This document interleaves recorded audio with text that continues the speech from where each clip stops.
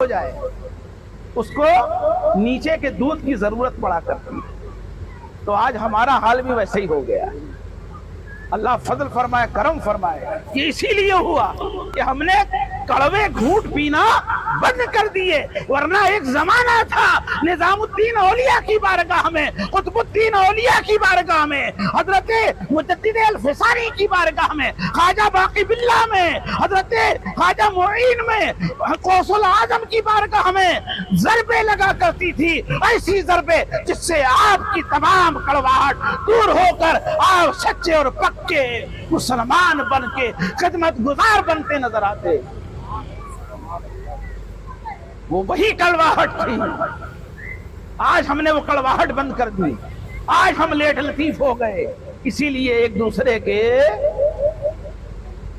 بھائی بھائی کا دشمن ہے، بیٹا باپ کا دشمن ہے۔ آخر وجہ کیا ہے؟ بہت پہلے کہا طریقے مصطفیٰ کو چھوڑنا ہے وجہ بربادی، اسی سے قوم ہوئی بے اقتدار۔ ہم بڑی لمبی چاہت میاں، بڑی لمبی جو ہے پاور کے خواب دیکھ رہے ہیں۔ ہماری پاور خود اپنے گھر میں نہیں چل رہی میاں۔ میری ماں بہنیں ادھر بیٹھی ہیں، وہ خوش ہوں گی اس بات سے ضرور کہ ہماری تعریف ہو رہی ہے۔ ان کے سامنے فیل ہو کے نہیں، اور جب علماء سے سن کے جاتے ہو الرجال قوامون علی النساء، ہے نا، تو یہاں تو سینہ چوڑا ہوتا ہے، اور ادھر جانے کے بعد پاور جاتی رہی تو آپ زیادہ پاور میں ہے کہ وہ۔ اب یہ بات آ گئی ہے تو میں اپنی ماں بہنوں کے نفس کو زیادہ کھوٹا نہیں کروں گا، کیونکہ صوفیہ کیا ضربیں لگتی ہے، ضرب کا مطلب ہوتا ہے چوٹ۔ جیسے گاؤں دیہات سے تعلق ہے آپ لوگوں کا، کہیں نہ کہیں وہ بیٹھے ہیں بزرگ، کہ پہلے وہ موسل چلا کرتا تھا اوکھل میں، وہ ڈال کے پھر اوپر سے ضربیں لگتی تھی، وہ وہی سمجھ لیجئے۔ ٹھیک ہے صاحب؟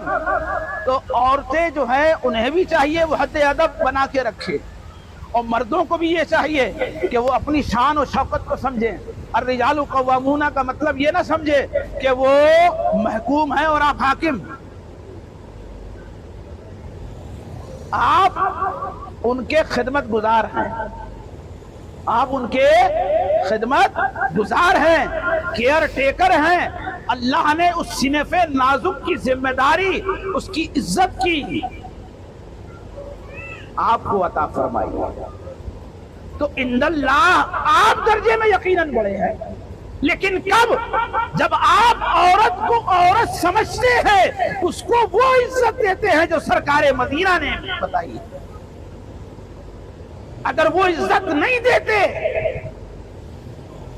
اسی لیے آج طلاق کا گراف بڑھتا چلا جا رہا ہے۔ دوسروں کو موقع مل گیا آپ کے اوپر لگام کسنے کا۔ یہ یوں ہی نہیں ہے صاحب، ہم نے تو سب کچھ مذاق سمجھا ہوا ہے۔ ذرا غور کیجئے گا، توجہ ہے، اپنی بات آگے بڑھائیں۔ پیش کیجئے درود پاک کا نذرانہ۔ اللہم صلی علی سیدنا شفیعنا مولانا محمد۔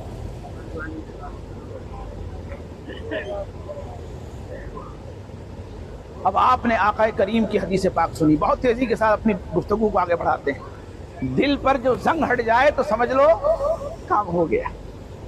جب اللہ رسول کی باتیں اچھی لگنے لگیں اور صبح یہ طبیعت ہو کہ آج فجر بڑے اطمینان سے پڑھ کے سوؤں گا، آج فجر کی نماز بڑے اطمینان سے پڑھ کر سوؤں گا، اور سو گیا تو اٹھ کر پڑھوں گا، یہ زیادہ کمال ہوگا۔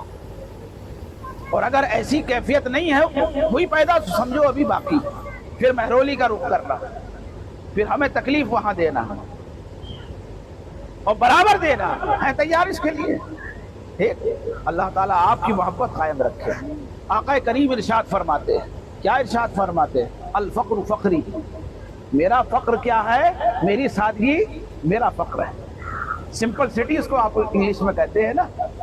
آج بھی اچھا لگتا ہے آپ کو ایسا سمپل آدمی؟ نہیں لگتا اچھا؟ بولیے، انصاف کیجئے۔ آپ کے سامنے کچھ تڑکتا بھڑکتا چشمہ ہو، جس کی ایک نوک ادھر ہو ایک نوک ادھر ہو، یا آپ کے سامنے بالکل وہ پرانے اسٹائل کا گوندا کا چشمہ ہو، ٹھیک، اور ایک یہ جو میں نے لگایا ہوا ہے اس جیسا چشمہ ہو، کون سا پسند کریں گے؟ میرا والا، اس لیے کہ میں بول رہا ہوں، اس لیے کہ یہ سمپل ہے، نہ ادھر ہے نہ ادھر ہے۔ ایسے ہی بہت ساری چیزیں ہیں۔ یہ جلسے میں بیٹھے ہو، یہ جلسہ میڈیم ہے یا چھوٹا یا بڑا ہے، کس درجے میں آئے گا؟ وہ عقیدت و احترام کے معاملے میں تو بہت بڑا ہے، یہ گیدرنگ کے حساب سے میں بات کر رہا ہوں، یہ میڈیم ہے نا، اوسط درجے میں آتا ہے نا۔ اور حدیث پاک بھی ہے کہ درمیانہ چیز جو ہے وہ بڑی اچھی ہوا کرتی ہے، لیکن اس پر عمل ہے ہمارا؟ نہیں ہے نا۔ کیسے نہیں ہے؟ ذرا سن لو۔ گھر میں باپ جب پاکٹ منی مانگتا ہے تو ہمیں کیا ہو جاتا ہے؟ سانپ سونگھ جاتا ہے نا۔ بچے جب ضد کرتے ہیں کسی جائز بات پر، جائز ڈیمانڈ پر، تو ہمارا منہ ادھر کیوں گھوم جاتا ہے؟ باوجود اس کے بینک بیلنس ہوتا ہے، 20 کا درجہ ہم سے اختیار دیا تھا، 20 کا درجہ ہم سے اختیار نہیں ہوتا نا۔ یعنی بات کرے تو بہت بات ہے۔ معاملہ یہ ہے، اللہ نے ہمیں سخاوت کا درس دیا ہے، اللہ کو سخی پسند ہے۔ آپ کی گاڑھی کمائی، میں نے شروع میں عرض کیا ایک لفظ میں، جو میں نے کہا اشارے دے کر ہم نکل جاتے ہیں، دین بہت آسان ہے، کلمہ پڑھو، دین کی خدمت کرو، آپ سچے پکے مسلمان۔ لیکن دین کی خدمت کیسے ہوگی؟ اہل ثروت سے پوچھئے، کرسی والے سے پوچھئے، جب اس کو کہا جاتا ہے یہ جائز کام ہے، ایم ایل اے صاحب، فلانے صاحب، بس سائن کر دیجئے کام ہو جائے گا، لیکن وہ کام نہیں کرتے۔ آپ کے پاس دولت ہے، آپ محلے کے امیر ہیں، کسی غریب کا دکھڑا آپ کے پاس رکھا جاتا ہے، آپ اس سے جو ہے منہ پھیر لیا کرتے ہیں کہ اس غریب کی مدد کر کے مجھے کیا ملے گا؟ کون دیکھنے والا؟ کون میرا پوسٹر چھاپنے والا ہے؟ بتائیے یہ ہماری حرکتیں ہیں کہ نہیں؟ پھر ہم چاہتے ہیں کامیاب ہو جائے، نہیں ہو سکتے کامیاب صاحب۔ کامیاب ہونے کے لیے آپ کو 20 کا درجہ اختیار کرنا پڑے گا، اور وہ 20 کا درجہ آپ اختیار اس لیے نہیں کر پاتے کہ اس کے ذمہ دار آپ خود ہیں۔ ذرا توجہ سے سنیے گا، کڑوی باتیں ہیں نا، آپ کو شیطان ضرور ادھر سے ادھر کہ بس میاں ہو گیا جتنا ہونا تھا، ٹھیک، آپ کو ادھر سے ادھر یعنی آپ کی توجہ ہٹانے کی بھرپور کوشش ہوگی، کیونکہ کڑوی دوا کون اچھے منہ سے پیتا ہے صاحب؟ کوئی خوشی سے پیتا ہے کڑوی دوا؟ وہ تو منہ بنا بنا کے پیتا ہے، ڈاکٹر اس کے گھر والے زبردستی پلاتے ہیں اس کو۔ تو ایسے ہی سمجھ لیجئے چاند میاں اور ان کے رفقا نے آج آپ کو ایسے ہی بلا لیا کہ چلو بہت محبت کا جام پی لیا، اب ذرا کڑوا جام بھی پی کر دیکھو، پھر بتانا فائدہ اس میں زیادہ ہے اس میں زیادہ ہے۔ توجہ ہے آپ کی؟ تو اللہ نے آپ کو دعوت کس کی دی؟ بتائیے، سخاوت کی۔ یہ علماء کرام اپنا علم آپ تک پہنچا رہے ہیں، یہ بخل کر رہے ہیں یا سخاوت پیش کر رہے ہیں؟ بولیے۔ یہ علماء چاہتے تو اپنا علم اپنے آپ رکھے، اپنے اندر رکھے، کیوں آپ تک پہنچا رہے ہیں؟ تو جب یہ بخل سے کام نہیں لے رہے تو سننے والے کیوں پیچھے رہے؟ آخر یہ آپ کے امام ہیں نا، اور بروز محشر آپ جو بلائے جائیں گے، ابھی ہمارے قبلہ جو فرما رہے تھے حشر میں، تو آپ اپنے اپنے امام کے ساتھ ہی تو بلائے جائیں گے۔ تب یہاں امام کا ساتھ نہیں چھوڑ رہے تو وہاں کیسے چھوڑیں گے؟ تو اس کے لیے ضروری ہے کہ ان کے دامن سے صحیح معنی میں وابستہ ہو جائے۔ ٹھیک، آگے چلیے۔ رب کیوں چاہتا ہے آپ کو سخی بنانا؟ یہ دماغ میں آتا ہے کبھی؟ ذرا توجہ رکھیے گا۔ رب اس لیے سخی بنانا چاہتا ہے تاکہ آپ کے درجات بلند ہو۔ ابھی آپ جس حشر کی بات سن رہے تھے، جس پیغمبر اعظم کی بات سن رہے تھے، جن صلحاء کی بات سن رہے تھے، جن شہداء کی بات سن رہے تھے، جن صدیقین کی بات سن رہے تھے، ان سب نے اس فارمولے پر عمل کیا، اور اس کے سب سے بڑے عامل بلا شبہ بلا تمثیل حضرت صدیق اکبر کی ذات ہے۔ جب راہ خدا میں سخاوت کی دعوت پیش کی گئی، سب کا سب جو نبی کی بارگاہ میں لا کر پیش کر دیا، کیا تھا وہ؟ اب ذرا دیکھیے گا، اللہ کے نبی ہمارے ٹیچر ہے نا، انسانیت کے ٹیچر ہے نا۔ 12 ربیع الاول وہ انسانیت ڈے بھی ہے، وہ انسانیت ڈے بھی ہے۔ عید میلاد کا جو دن ہے، اس دن دنیا کو سلیقہ ملا ہے جینے کا۔ ایک تو صدیق اکبر سے جو یہ بات فرمائی گئی، تو آپ کا مانگنا، تو آپ کون ہوئے؟ دعوت پیش کرنے والے۔ اصل میں ہم لوگ عربی سے اتنا تعلق نہیں رکھتے ہیں، اس لیے کبھی کبھی کسی معنی کا، جو کسی لفظ کا وہ معنی لے جاتے ہیں جو کہ ہمیں پریشان کرتا ہے۔ یہ حفاظ کی جماعت، قراء کی جماعت یہاں موجود ہے، یہ جب تلاوت ان سے آپ کرائیں گے تو یہ کہیں گے وَأَمَّا السَّائِلَ فَلَا تَنْهَرْ،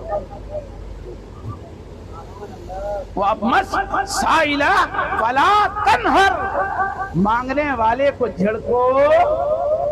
ہمارا حال جو ہمارے گھر پر مانگنے آتا ہے، ہم اس سے جھڑکنے سے پیچھے نہیں رہتے، اور جو ہمیں دین میں مضبوط ہونے کی دعوت دیتا ہے، جس کے ذریعے ہم جو ہے مضبوط ہوں گے، ایسی سخاوت کی دعوت دیتا ہے، اس سے ہم کوسوں دور نظر آ رہے ہیں۔ اور اللہ کو یہ سخاوت پسند ہے، کس لیے کہ آپ کے درجے کو بلند کر دے۔ کس سے بلند کرے؟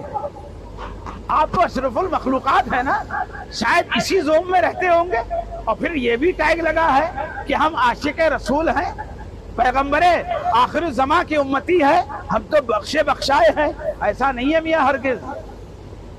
اس زوم سے باہر آنے کی ضرورت ہے۔